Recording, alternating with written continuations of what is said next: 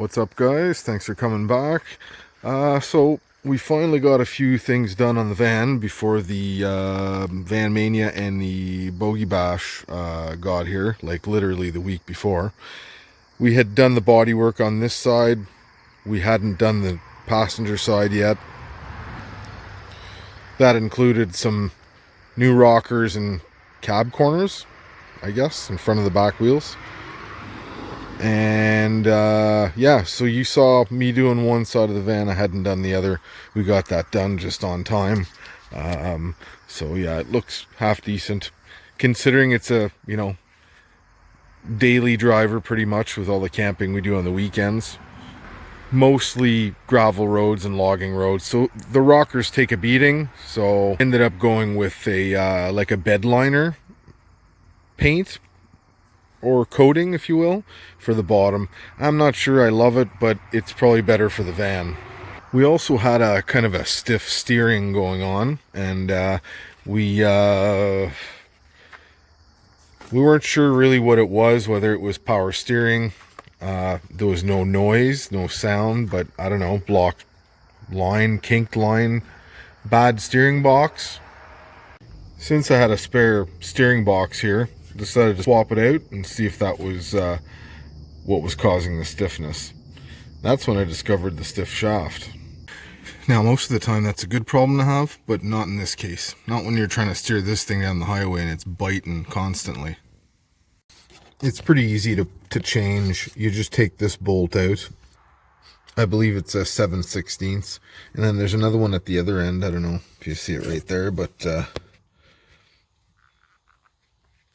that's the other one there. So you just take those off. You have to take the bolts right out, and it just slides off. It's like a spline shaft, so not a big deal to change. If it's seized in the middle, it gets a little more complicated.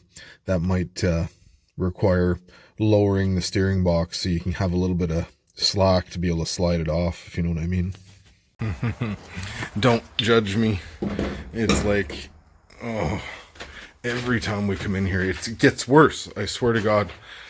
That shaft slides in and out of there, or it's supposed to, and it doesn't. And I freed it up, but this U-joint, this U-joint would work just fine, like so. But this direction, it was seized solid. So I figured I'd just freed up. I pushed the little seal aside, and I got some juice in there and got it to work and thought it'd be temporary, whatever.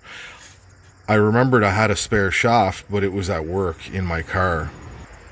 2-hour round trip, actually 2.5-hour round trip. I decided to go get it because, why put a shitty U-joint back in there when you're going on a long road trip when you have one, just do it. So I did, and I changed it. And so that's something to watch for in those Vanduras. And I remember going through this before, helping a friend or actually trying to track one of those little shafts down, and it was a bit of a pain, and it wasn't cheap.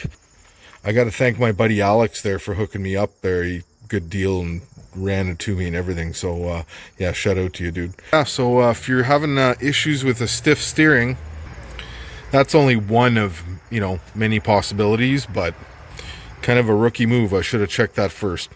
Pain in the ass to get that box out, because you got to drop that new winch I just put in there, right? So that's 8 bolts there.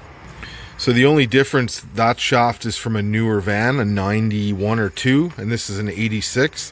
The only thing that ends up happening, steering wheel that's upside down, because the shaft is clocked differently on the newer model. Yeah, so just keep that in mind. So if you have a stiff steering, check that little shaft. Could be the culprit. The other thing I did, I redesigned my swivel hitch here for the box in the back of the van. I ended up going with a DOM tube, seamless tube. That's what it's made for, so I went with that. I didn't have any of the shaft, like the round bar. That would be the correct one for that. But what I had was a 1-inch stainless bolt, and that worked perfectly. It's, the length was just right. Lock nut on there. and works really well. Minimal flex on this setup. It's gonna flex a bit, there's no way around that, but I'm okay with that as long as, you know, it doesn't look completely socked out.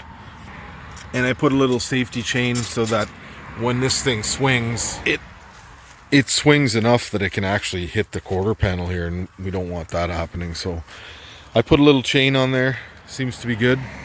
We're also trying some new stuff, like, I don't know, we cut out this little shag carpet for the dash. I don't know, it looks kind of cool. We have these on the seats already, and we kind of like that look. So we may get a mat that's not perfectly matched, so we may find some that's, you know, good quality and that matches, and we may do something like this, and we may even go as far as recovering these with that shag.